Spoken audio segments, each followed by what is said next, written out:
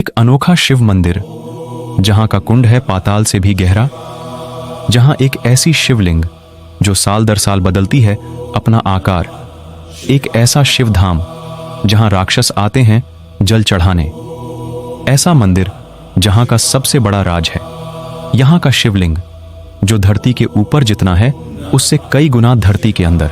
हम बात कर रहे हैं टीकमगढ़ शहर से 5 मील दूर जामनेर नदी के तट पर बसे कुंडेश्वर धाम की।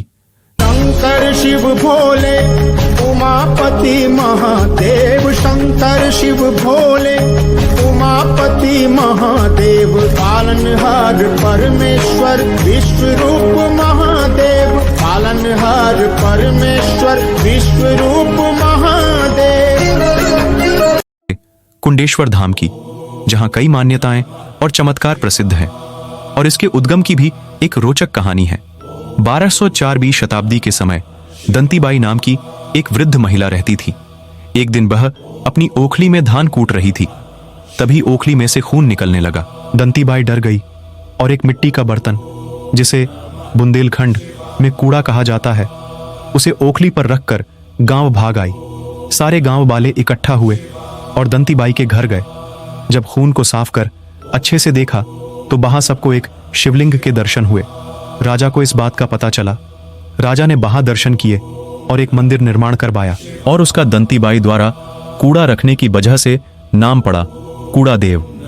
कई सालों में देखा गया कि शिवलिंग का आकार बदल रहा है। शिवलिंग प्रतिवर्ष एक चावल के बराबर बड़ा होता है। तब तत्कालीन राजा ने शिवलिंग की गहराई जानने के लिए शिवलिंग के चारों ओर खुदाई करवा कर देखा। राजा को महीनों खुदाई के बाद भी उस शिवलिंग का कोई छोर नहीं मिला।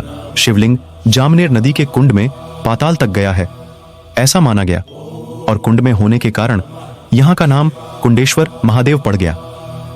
आज भी यहां एक मान्यता प्रचलित है कि महादेव को कोई अदृश्य शक्ति जल चढ़ाने आती है। यहां के लोगों की माने तो कोई भी व्यक्ति कितनी भी जल्दी शिवलिंग पर जल चढ़ाने जाए, फिर भी उसे शिवलिंग पर जल चढ़ा हुआ मिलता है। इस बात का पता लगाने का कई बार प्रयास किया गया, परंतु कोई सफलता नहीं मिली।